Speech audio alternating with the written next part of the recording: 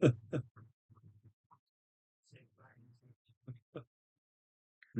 Tuesday evening to you,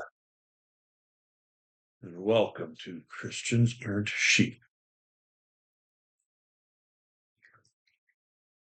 This is where the eagles gather to read God's Word for a few minutes and meditate on it.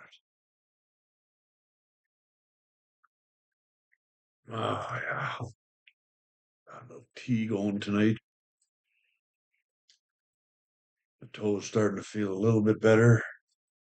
Hopefully tonight I'll be able to sleep a little bit. Anyway, we're finished with the book of Hebrews, gone through that one. Now we're going to take out some highlights from the book of James. James is writing to the 12 tribes of Israel. And,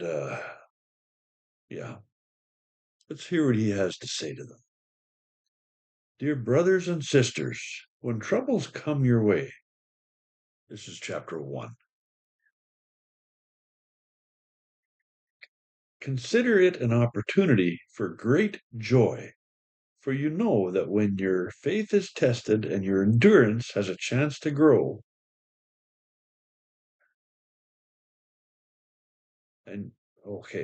for you know that when your faith is tested, your endurance has a chance to grow. So let it grow, for when your endurance is fully developed, you will be perfect and complete, needing nothing. If you need wisdom, ask our generous God, and he will give it to you. He will not rebuke you for asking. But when you ask him, be sure that your faith is in God alone. Do not waver, for a person with divided loyalty is an unsettled wave of the sea that is blown and tossed by the wind. Such people should not expect to receive anything from the Lord. Their loyalty is divided between God and the world, and they are unstable in everything they do. That's a tough one, isn't it? To be totally focused on God. We still have to live in this world. Yeah, loyalty. Who comes first? Let's go on. Believers who are poor have something to boast about, for God has honored them, and those who are rich should boast that God has humbled them. They will fade away like a little flower in the field. The hot sun rises and the grass withers. The little flower droops and falls, and its beauty fades away. In the same way, the rich will fade away with all their achievements. That's interesting.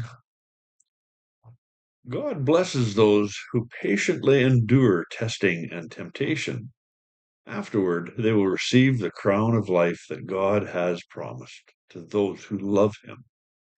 And remember, when you are being tempted, do not say, God is tempting me.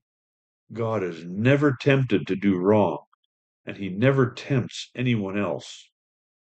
Temptation comes from our own desires, which entice us and drag us away. These desires give birth to sinful actions, and when sin is allowed to grow, it gives birth to death. So don't be misled, my dear brothers and sisters.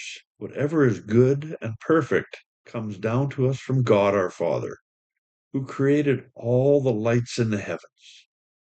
He never changes or casts a shifting shadow. He chose to give birth to us by giving us his true word. And we, out of all creation, became his prized possession.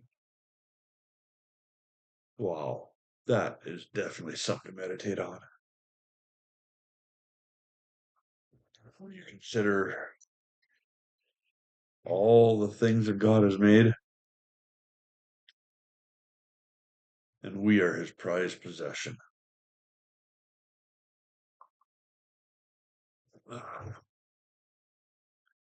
There's a bit to chew on in this word tonight, and I hope you spend a little bit of time chewing on it.